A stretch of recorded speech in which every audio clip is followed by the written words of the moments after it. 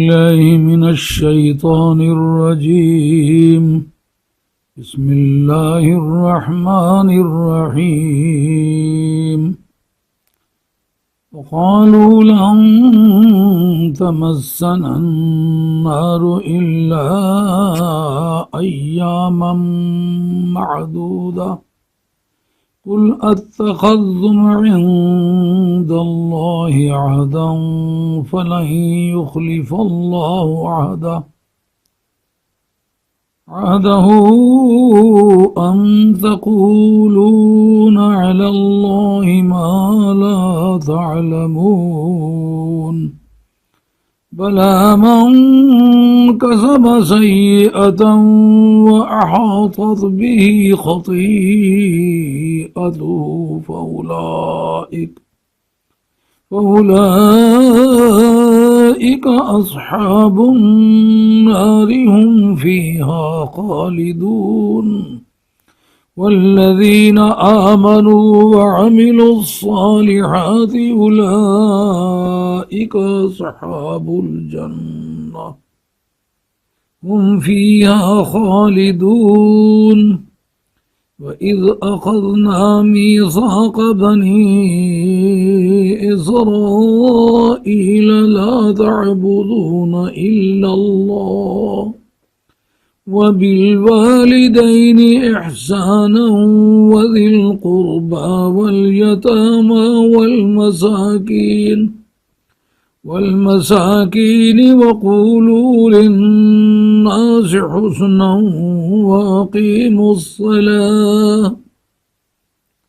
وأقيموا الصلاة وآتوا الزكاة ثم توليتم إلا قليلا منكم وأنتم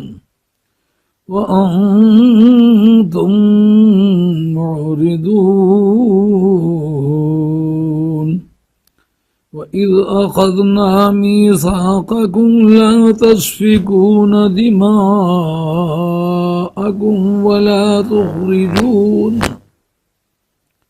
ولا تخرجون أنفسكم من دياركم ثم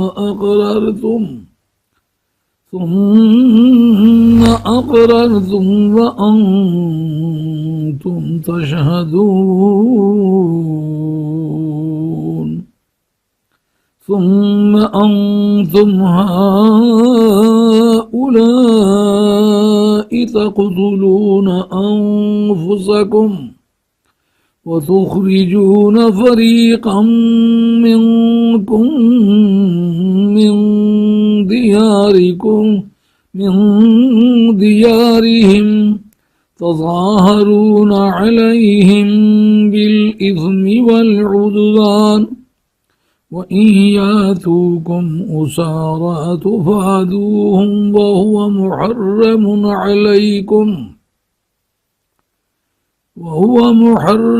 عليكم إخراجهم أفتؤمنون ببعض الكتاب وتكفرون ببعض فما جزاء من يفعل ذلك منكم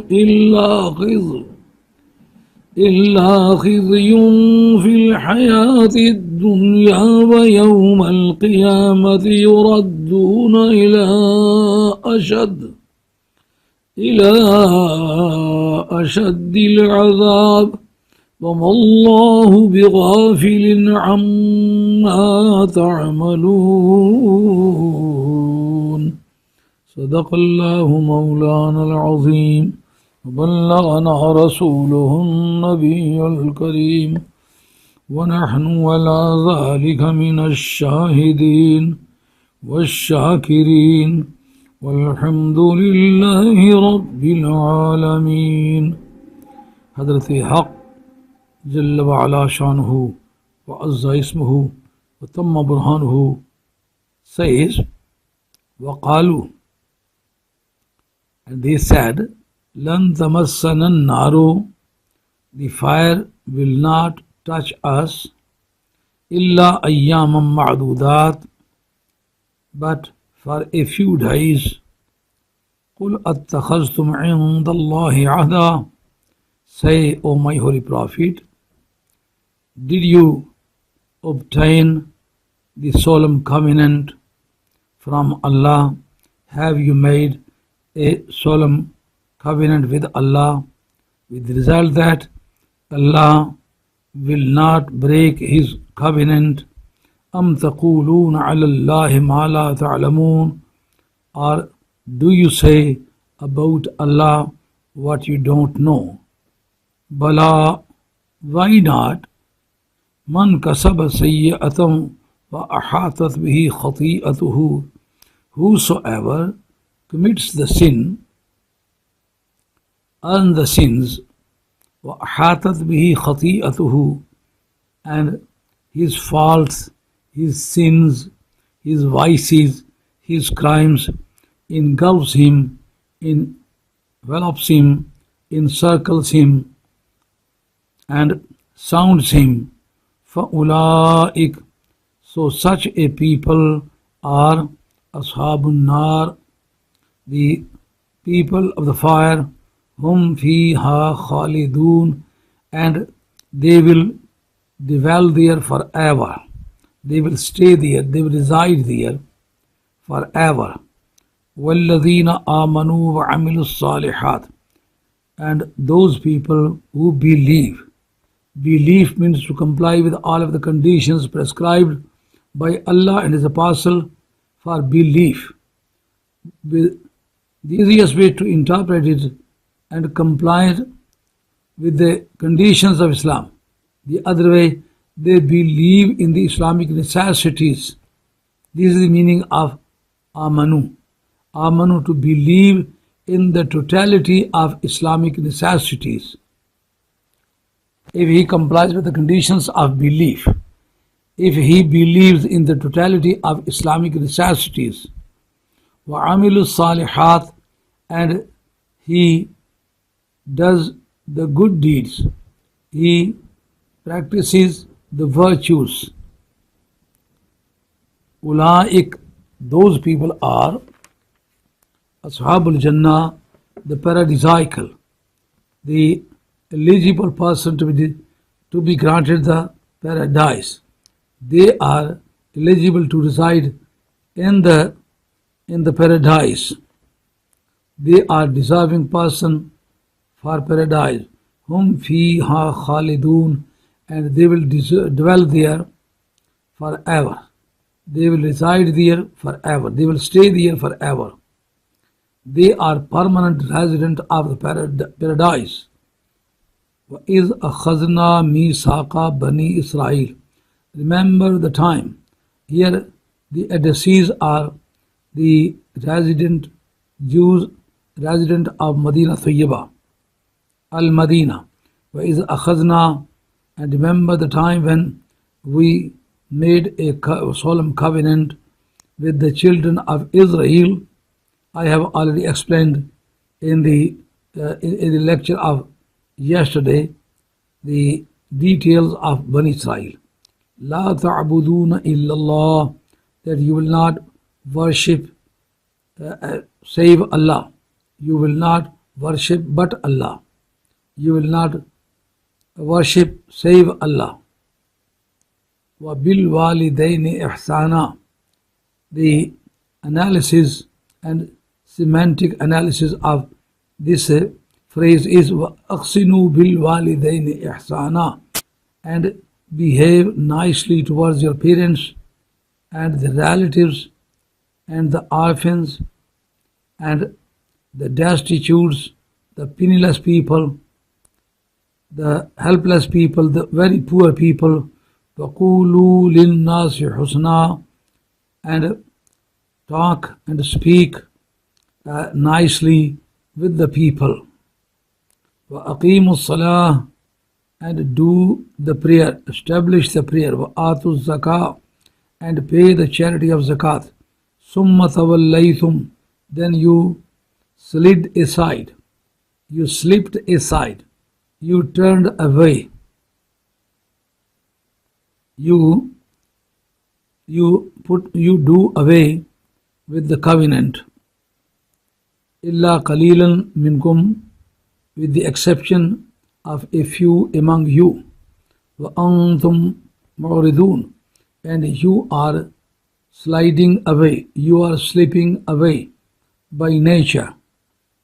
Wa iz akhadna misakakum, remember the time when we made a solemn covenant with you.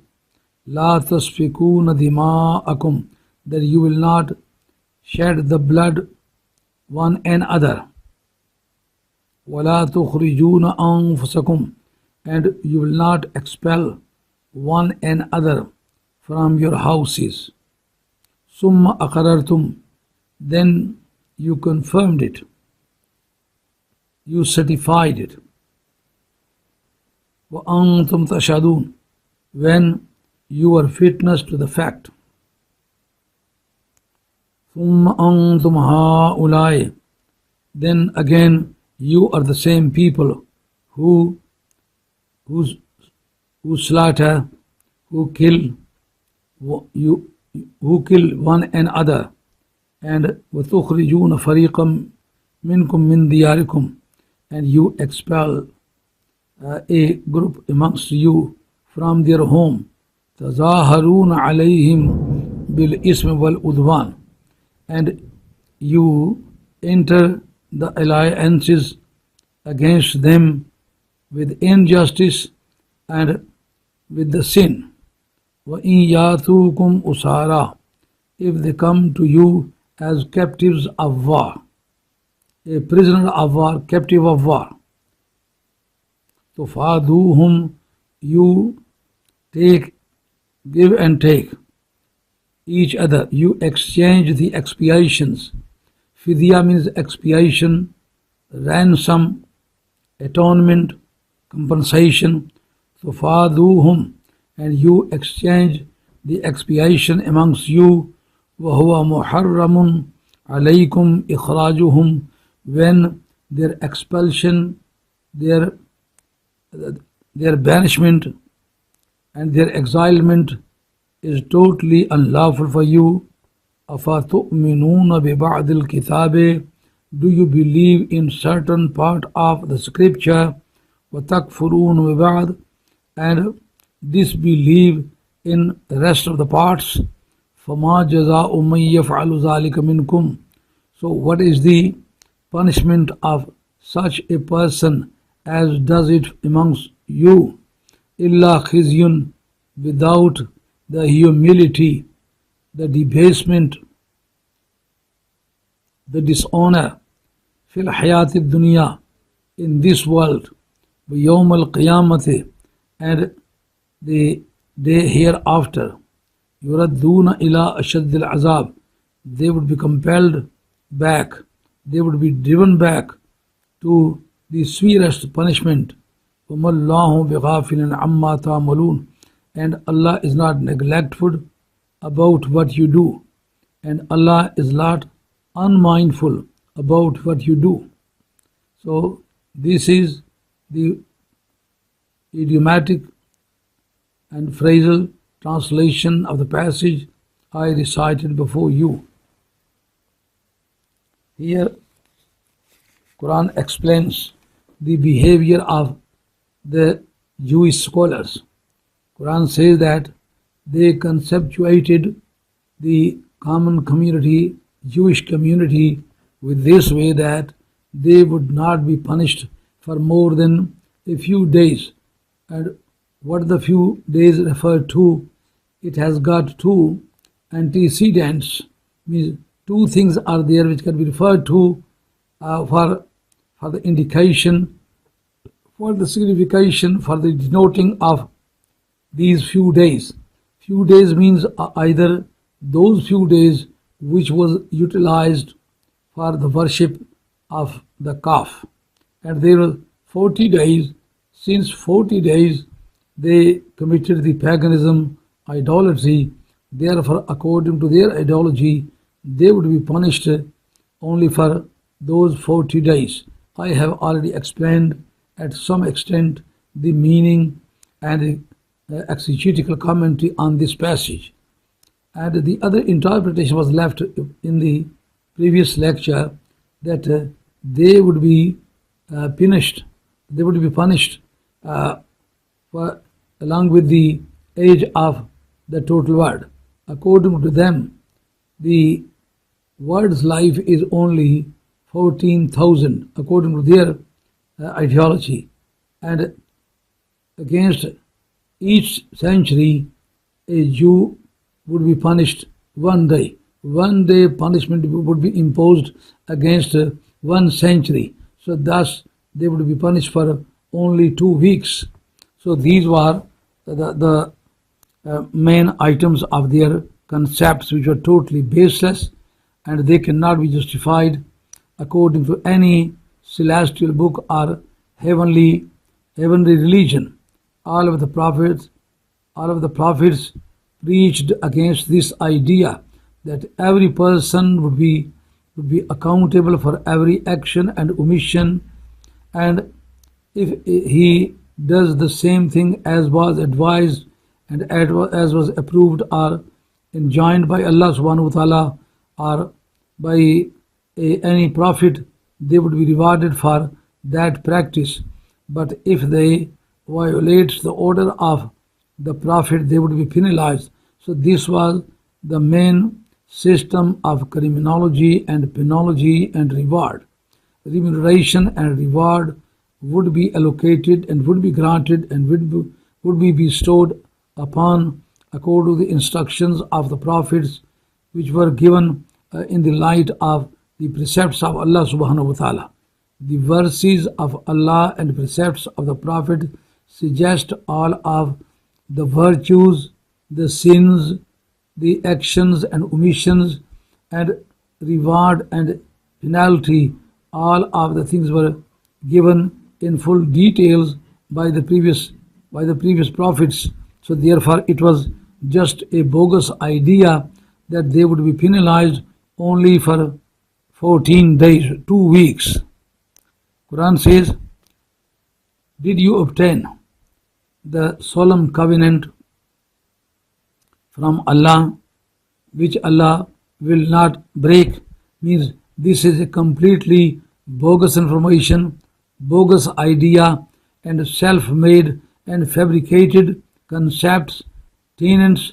It would not be dealt with according to the instructions of Allah subhanahu wa ta'ala. One would be penalized for self-made instructions and self-made concepts. Quran says, Am taquluna ala Allahi ma la ta'lamun. So do you tell something about Allah which was not known to you? Means when such a things were not communicated by Allah, neither were they reported by Allah subhanahu wa ta'ala, how are you going to fabricate such an ideology and such a tenets? So you, being a community following a prophet, you have got no right to fabricate such a things. Quran says, Bala man kasaba sayyatam wa ahatat bihi khati'atuhu fa ulaika ashabun nari hum fiha khalidun. So this is a complete contradiction and refutation of their claim. According to them, there was no chance for any legislation or any judiciary to entangle them or to incriminate them for more than 2 weeks or more than 40 days. But Quran says, Bala man kasaba sayyatam wa hatat bihi khati'atuhu. Now why not? Means why are they not going to be punished by Allah? They would be penalized according to their corruption, according to their commission of the crimes, according to their violation of the law. Man kasaba sayyatam wa ahatat bihi khati'atuhu. Whosoever earns the sins and his sins encircles him, engulf him and surround him, means he is totally absorbed and engrossed the faults, sins and mistakes. So such a people are the people of the fire, and they will dwell forever. They will dwell there forever. In the light of this verse of the Holy Quran, Mu'tazilites believe that a person can be put in the hell forever for the sins, for the severe sins, for the gross sins, and they think that Ahl Sunnah wal Jama'ah are inaccurate to believe that the believer, however sinful person he is, and how long he is going to be punished for in the hell, but sooner or later, consequently and ultimately, he is bound, he is paradise bound. He will come back to the paradise. Why? They believe that sins are to be penalized for. Every sinner would be penalized. But believing in Allah and Islamic necessity, this virtue is a virtue which cannot be neglected. If a sinful believer remains in the hell forever, it means that his sins were considered, but he believed the main and principal virtue was neglected. So this is injustice, and this is not according to the law legislated by Allah. He should be penalized for the sins, and he should be rewarded for the virtues.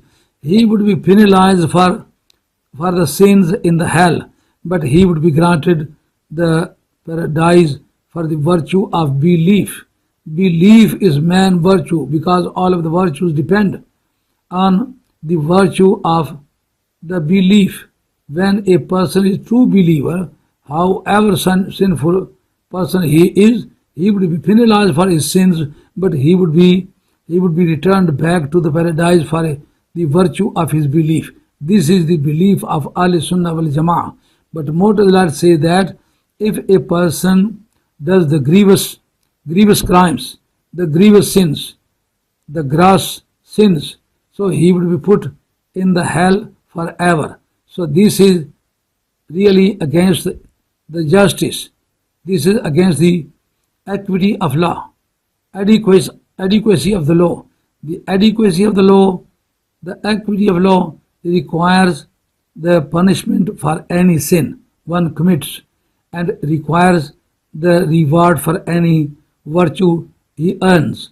So when he has already earned the virtue of belief, he should be granted the paradise, and since he has done the bad thing, the sins he has committed, the violation of the law, he should be penalized for that sin. So sins are sins and virtues are virtues. Sins are bound to be penalized for, and the virtues are bound to be rewarded for.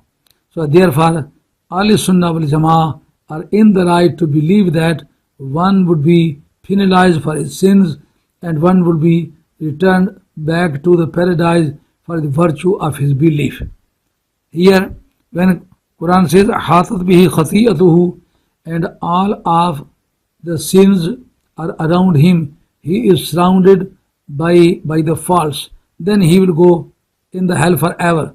The surrounding of a person by the sins requires that he is not a believer, because in spite of the belief, the sins cannot encircle him, cannot engulf him, cannot envelop him, and cannot surround him. So when he is a believer, his being encircled cannot be believed in, because in spite of the belief, he is impossible to be encircled, to be engulfed from all of the sides, because virtue of belief is so powerful that he cannot be engulfed and he cannot be encircled by the faults, by the evils. And ultimately, Quran gives a last and final prediction of this chapter. Quran says, "Wallazina amanu wa amilu salihati Ulaika ashabul jannah. So this is methodology of explanation of the Holy Quran.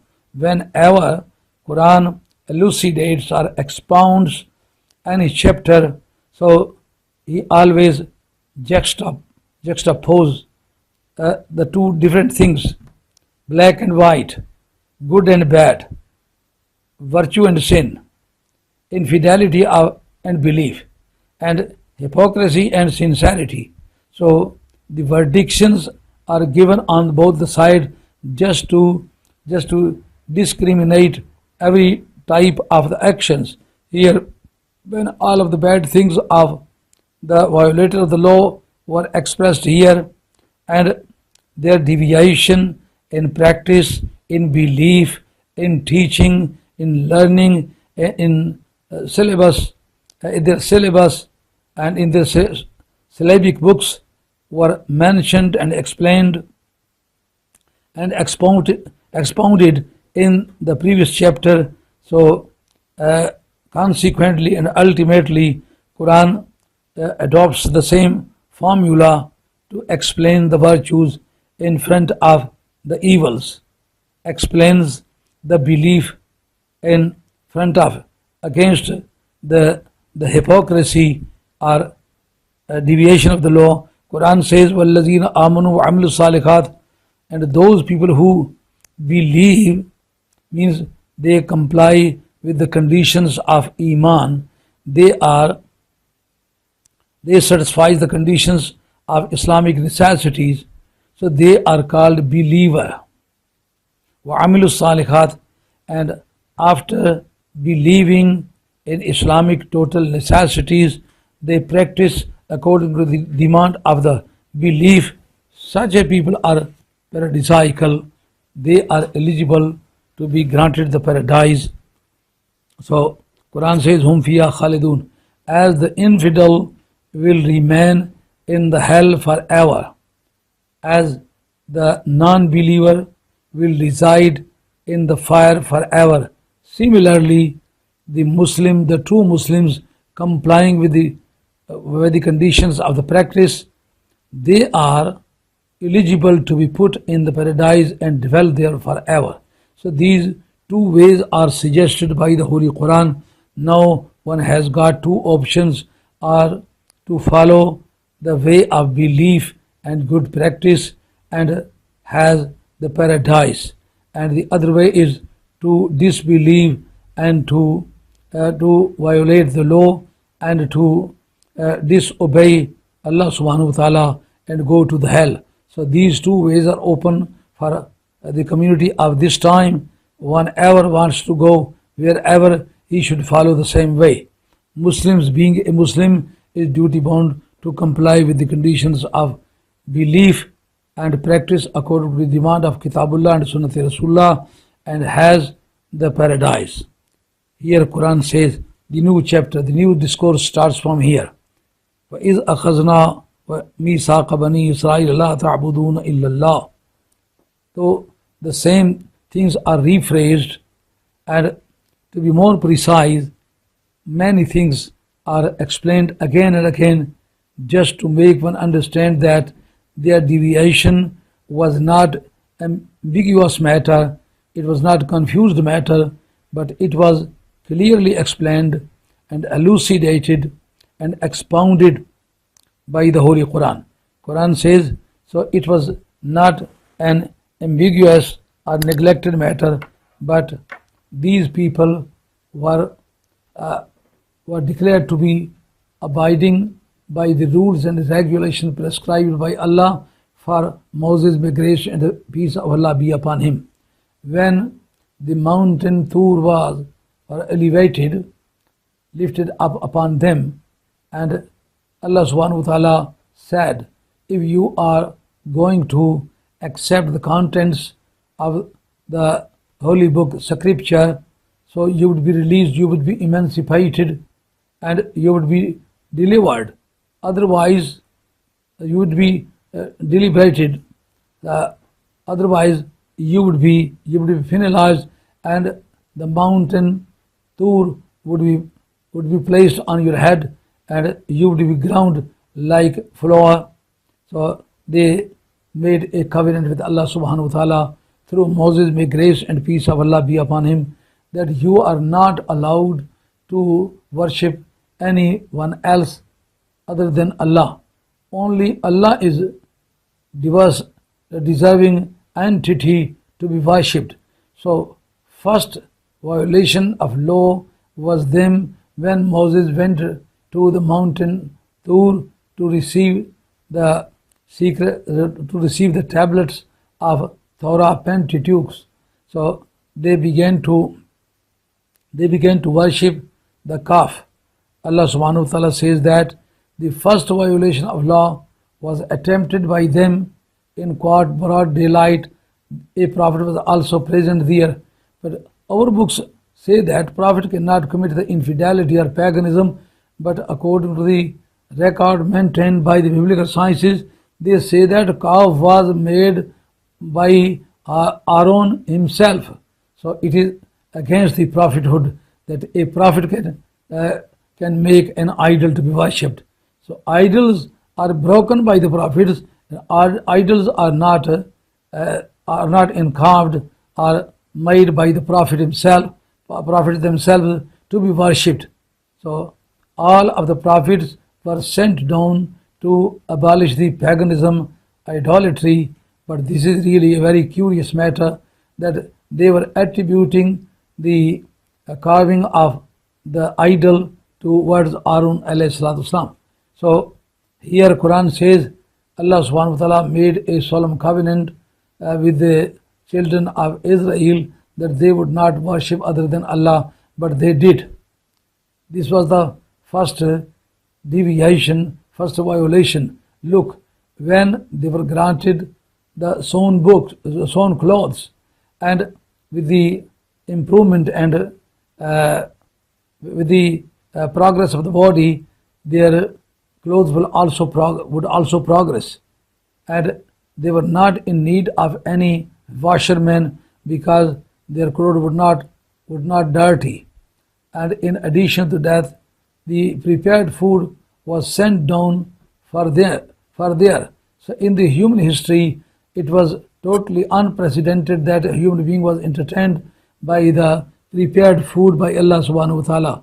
It was prepared on the sky and sent down for their entertainment, yet they dare to violate the law. Divine law was violated by them, and the Quran says this was the first covenant. And the items of a covenant was, first of all, the individuality of God, the worship of Allah all alone, without any association with other than Allah. Allah says, وَبِالْ وَالِدَيْنِ إِحْسَانًا. Just after Allah, the parents were mentioned here. It means that the service of the parents is topmost senior in the human society.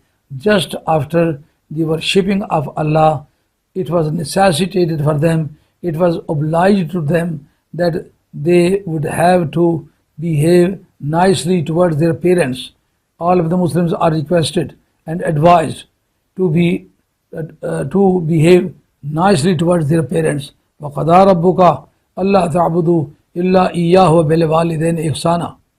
Means it was decided by Allah subhanahu wa ta'ala, it was decreed by subhanahu wa ta'ala that no one should be worshipped except Allah, and وَبِالْوَالِدَيْنِ إِحْسَانًا, and everybody is duty bound to behave nicely towards his parents. Even if Imam Razi Rahmatullah alayh, who passed away in 606 AH, and he was resident of Ray in Persia, and he passed away in the area of Harat, especially in the state of Malikul Jibal, at the foot of a mountain in the state of Malikul Jibal.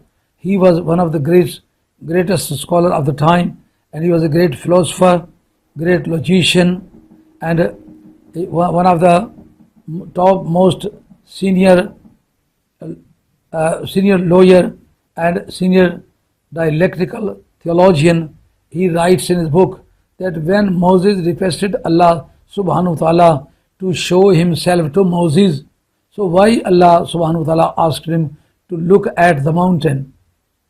Rabbi Arini Anzur Ilaik. Allah answered the question, the request of Moses, may grace and peace of Allah be upon him, to look at the mountain. Unzur ilal Jabal. So, what was the coordination between the question, between the request and the answer? He requested for the vision of Allah subhanahu wa ta'ala. And Allah subhanahu wa ta'ala asked him to look at the mountain. What was the coordination and any balance between the request and the answer? Imam Razi says, once upon a time, the mother of Moses, whose name was Yohannes, she requested him to come and meet with her because she would miss him very badly and she would like to see him every now and then, at least once a week or once fortnightly, etc. etc. She suggested many suggestions for meeting with him. He was very busy. He was engrossed in the divine activities. His works were heavenly works. Therefore, he had got no time to meet with his mother. When Moses, may grace and peace of Allah be upon him, suggested the mountain, "Oh my mother, if you want to look me, you should look at that mountain and you will see me going to and fro, up and down, here and there. I am always busy with zikrullah and with the divinely activities. So the most appropriate place for you to look at me is that mountain. You should look at that mountain." When Moses suggested the vision of Allah subhanahu wa ta'ala, Allah subhanahu wa ta'ala answered him that he should also look at the same mountain as he showed to his mother. It means that this is a matter which is not forgiven for the Prophet as well. Prophet is also questionable about the good behavior and nice behavior towards his parents. So when a Prophet is also questionable about the services, about the good behavior towards his parent, so you and me are worthier with the stronger reasons to be questioned about the duties of the parents. Therefore, all of the Muslims watching the TV, I shall request them to be very submissive, very obedient, very sincere to their parents. Otherwise, a severe punishment is going to be imposed upon them. There is a very reliable tradition in Bukhari Sharif that Nabi Kareem was reported to have said, "The prayer of the parents is as acceptable by Allah as the prayer of a prophet in connection with his followers. As the prayer of a prophet is acceptable in favor of the follower, with the same way the prayer of the parents is acceptable by Allah in favor of his offsprings. Therefore, if you want to be successful in the world, if you want to succeed in all of your good purposes, you should try to please your parents. So when you please your parents and they are very happy, so they will pray and you will never fail in the field of your life. Inshallah, you will get the virtuous, the good purpose of your life and you will never fail.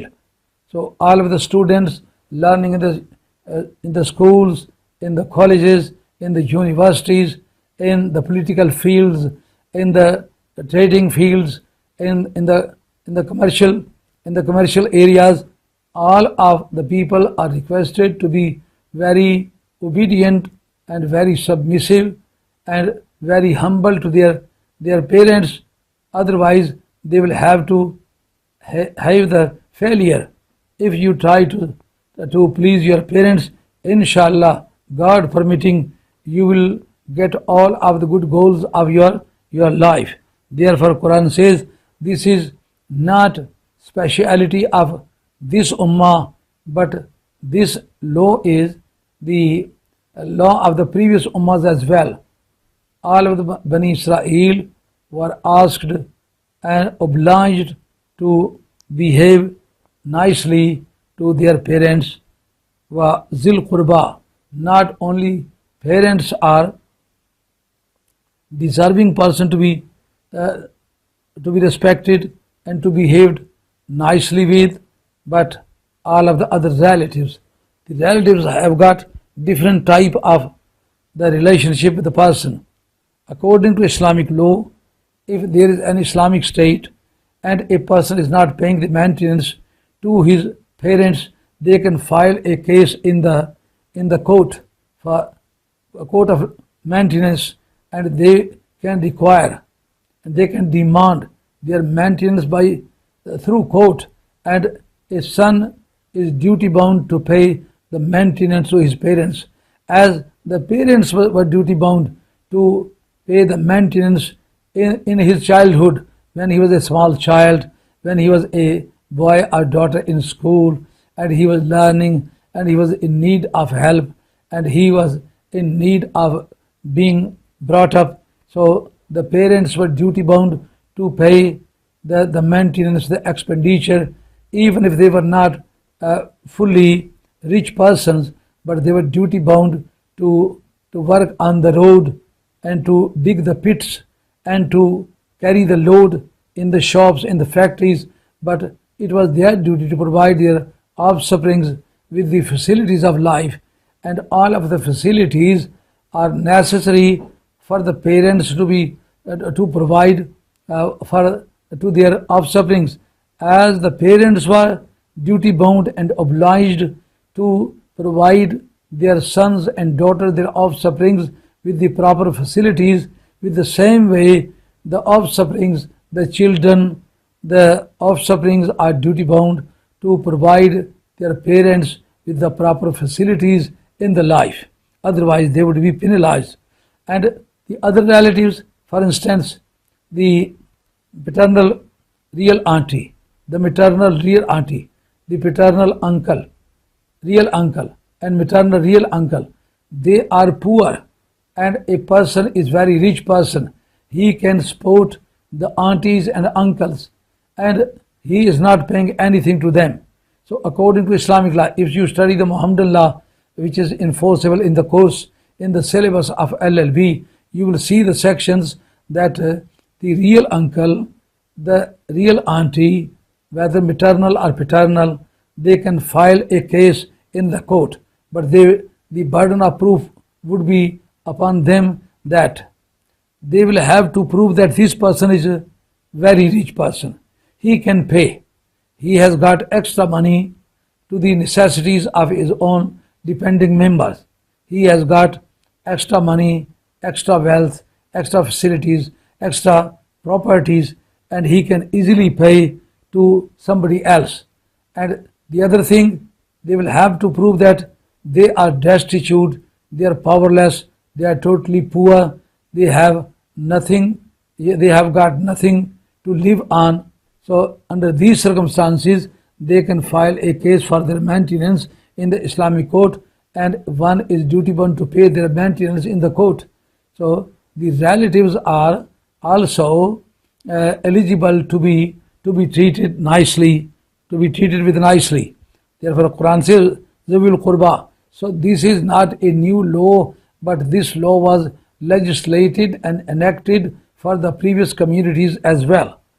Wal Yatama, and orphans are also eligible, deserving person to be supported. Quran says, Fi amwalim haqqum ma'lumul lis-sa'ili wal mahrum. Your total earnings are not exclusively yours, but you have got the shares of other in your property, in your money, in your earnings, in your wealth. If you don't pay the share of the poor, so you would be penalized. Quran says, يوم يهم عليها في نار جهنم فتقوى بها جباههم وجنوبهم وظهورهم هذا ما كنزتم لأنفسكم فذوقوا ما كنتم تكنزون. Here Quran says that when a person has got the wealth, but he does not pay the rights of the obligations of the others, so the money would be heated up in the fire, and he would be cauterized, means the warm iron would be stamped on his face, firstly on face, and then on the aspect, and then on the back. Why? Because when a poor person comes in front and he requests, he makes the wrinkles on the face. Quran says that the face which was wrinkled just at the name of Allah would be straightened and would be ironed by the heat, by the hot iron, because this forehead was shown against the name of Allah. Then again, if a poor person insists upon the demanding, then he turns his aspect, then his aspect would be stamped, cauterized. That Quran says that that person would be penalized on that aspect, because on the time of insistence by the poor person, he showed the aspect of his body, then his body would be penalized. And for the last step, when a beggar insists upon the giving, so he turns back and goes away.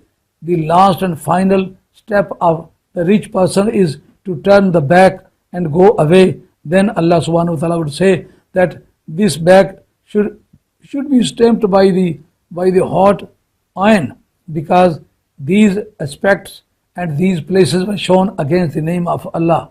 Therefore, this should not be believed that this is just a common thing.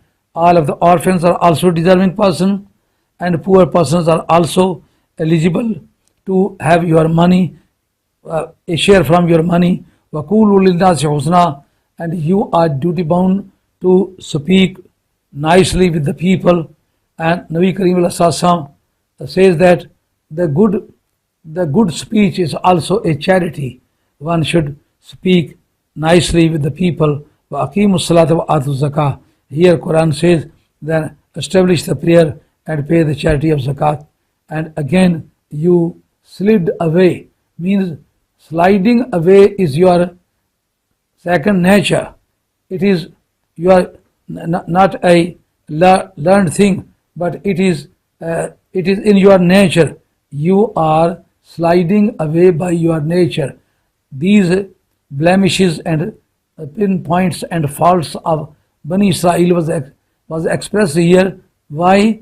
Because they twisted the book, distorted it and forged it and interpreted it just to cause a confusion to Muhammad Rasulullah, to the identification of Muhammad Rasulullah. Therefore, Quran tried its best to contradict their behavior, their character, and the history of their forefathers according to the verses of Torah, just to establish that this twisting and distortion is not a new thing by them, but it has been handed down by their forefathers. Therefore, they should not be relied upon them. So this is the end of my lecture today on this very subject. Inshallah, in the next meeting, the next part of this verse would be discussed. So this verse was not completely explained because the time has been finished. So therefore, inshallah, I shall explain the rest part of this verse in the next meeting. وَمَا عَلَيْنَا إِلَّا الْبَلَاغُ الْمُبِينُ وَآخِرُ دَعْوَانَا أَنِ الْحَمْدُ لِلَّهِ رَبِّ الْعَالَمِينَ. الصلاة والسلام على رسول الكريم والحمد لله رب العالمين.